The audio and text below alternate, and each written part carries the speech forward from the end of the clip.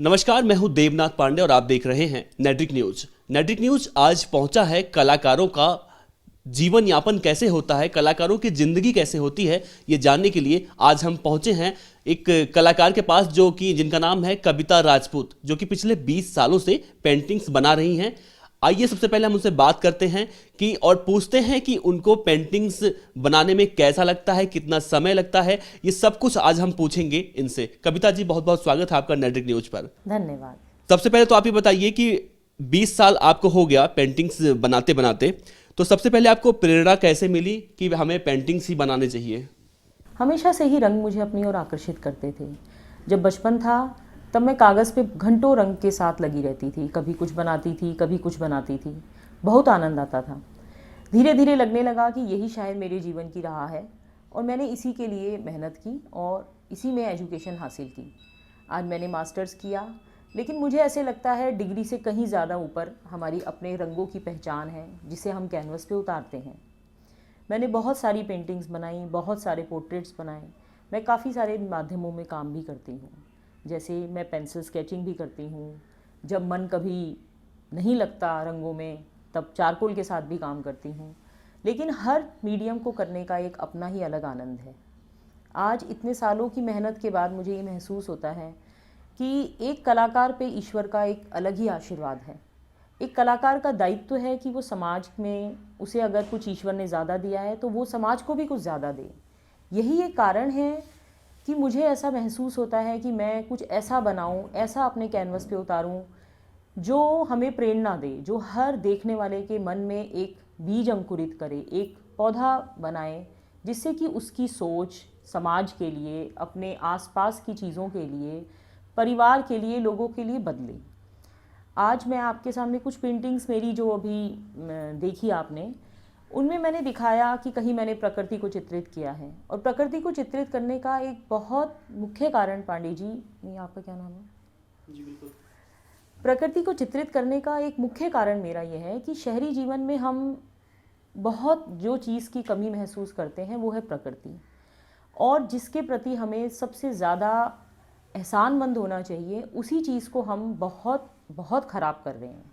इसलिए मैं अपने कैनवस के माध्यम से सबके लिए एक मैसेज भी करना चाहती हूँ कि प्रकृति को अपने घरों में लाइए, उसको इज्जत दीजिए, उसका आदर कीजिए।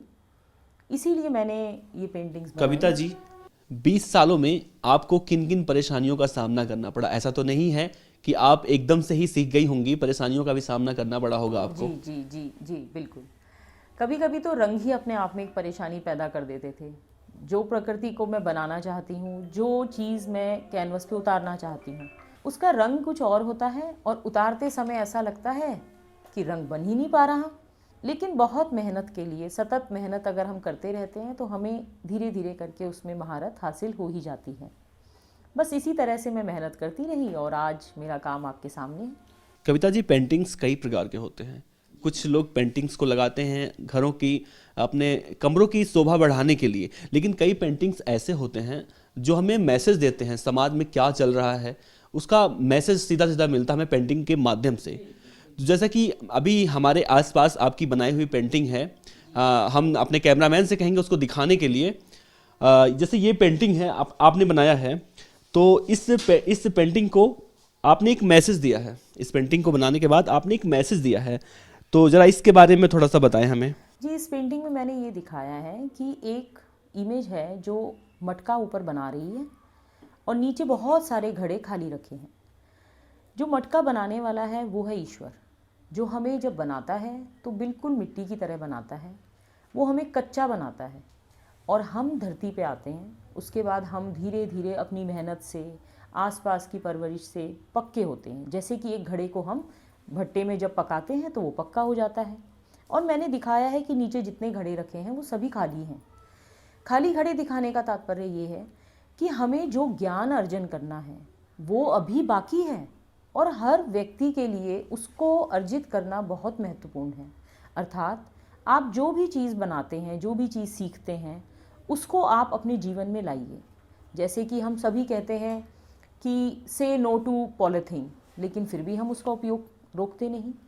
इसी तरीके से इस घड़े को खाली दिखाने का मतलब यही है कि आप जो भी चीज़ शिक्षा हासिल करते हैं, जो भी अपने जीवन में लाते हैं, उसको अपने जीवन में उतारिए। शिक्षा ग्रहण करना ही नहीं, शिक्षा को अपने जीवन में उतारना ज़्यादा महत्वपूर्ण है। दूसरा पेंटिंग आपका है, ये बाइक है, बहुत खूबसूरत बाइक बनाया है आपने। इसमें भी मुझे लगता है कुछ मैसेज देने का कोशिश किया है आपने इन दोनों पेंटिंग्स में। जी जी जी। इस पेंटिंग का टाइटल है with you first and with you second. With you first और विद यू सेकंड में एक मैंने कहानी गढ़ी है। इस कहानी में एक आशिक, एक प्यार करने वाला, जो बाइक चलाते चलाते अपनी प्रेमिका को याद करता है। कभी उसे ऐसा महसूस होता है कि हम घूमने गए थे और अपनी गर्लफ्रेंड के जूते मैंने बाइक पे ही लटकाए थे। उसे चलाते चलाते ये महसूस हो रहा है कि वो जूते मैंने शायद अभी भी लटकाए हुए हैं। कभी उसे जो व्यू मिरर है उसमें ऐसा दिखता है कि जैसे उसकी प्रेमिका उसे दिखाई दे रही है। तो ये एक सोच, ये एक अनुभव है, ये एक एक्सप्रेशन है जो एक हर इंसान में है, चाहे वो शादीशुदा है, चाहे वो किसी को प्यार करता है, तो हर समय उसके ख्यालों में वही चीज़ रहती है। इस पेंटिंग के थ्रू मैंने ये दिखाना चाहा है।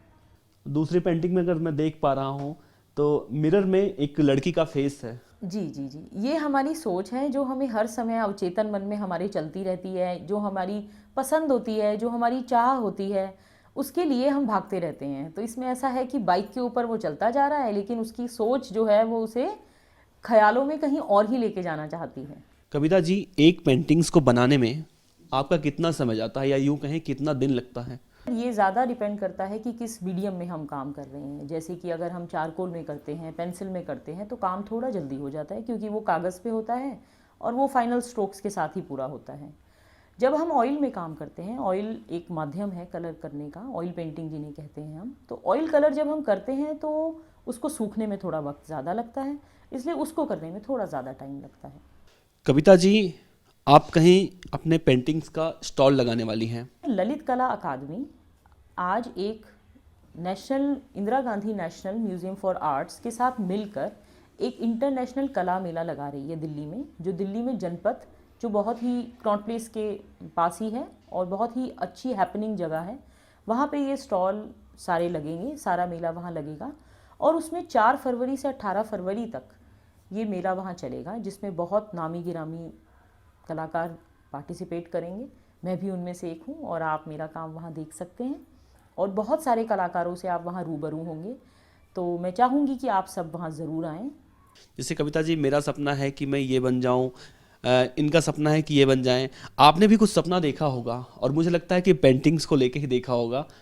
तो क्या चाहती हैं आगे, फ्यूचर में क्या करना चाहती हैं? फ्यूचर में यही करना चाहती हूँ कि अगर मुझे थोड़ा भी ज्ञान कला का है तो मैं कुछ ऐसा बनाऊँ जिससे हमारे अपने जो हैं वो पसंद भी करें, हमारे कलाकार दोस्त भी उसको अप्रिशिएट करें, और कुछ ऐसा बनाएं जो सच में प्रेरणादायक हो, जिसमें एक एक्सप्रेशन हो, जिसमें कलर ऐसे हों जो आपको एक अवचेतन मन में जो कहीं कोई चीज़ पड़ी रहती है, जो हम याद करना चाहते हैं लेकिन हम भूले रहते हैं, वो आपकी ज़िंदगी में ले आए और आपका चेहरा उस ख्याल के साथ ही खुशनुमा हो जाए। मैं चाहती हूँ मैं कुछ ऐसा बनाऊँ जिसे देखकर सभी एक खुशी महसूस करें। जो पेंटिंग्स पसंद करते हैं उनके लिए क्या कहना चाहती हैं आप? मैं यही कहना चाहती हूँ कि कला एक साधना है, इसको साधना की तरह ही लेना चाहिए। कभी भी आप इसे व्यवसाय ना समझने लगें, और अगर आप इसे व्यवसाय समझने लगते हैं तो कुछ हद तक आप शायद मेहनत नहीं कर रहे हैं ईमानदारी से, क्योंकि यदि आप एक साधना की तरह इसे लेंगे तो देर सवेर आपको इसका रिज़ल्ट ज़रूर मिलेगा, चाहे वो एप्रिसिएशन हो, चाहे वो बिज़नेस हो, चाहे वो आपकी पेंटिंग सेल होती हैं उस बारे में आप कहें, लेकिन आपको मेहनत ज़रूर करते रहनी चाहिए। हमसे बात करने के लिए बहुत बहुत शुक्रिया। तो ये थी कविता राजपूत। इनका साफ तौर से यही कहना है। सबसे पहले तो हम एक बार फिर से आपको बता दें कि ये कलाकार हैं, 20 सालों से ये पेंटिंग्स बना रही हैं। इनका साफ तौर से यही कहना है कि कला जो है एक साधना है, इसको साधना के रूप में ही लेना चाहिए। आज नहीं तो कल आपको उसका फल ज़रूर मिलेगा। अगर आपको हमारा ये वीडियो अच्छा लगा हो तो इसे शेयर ज़रूर करें। नमस्कार।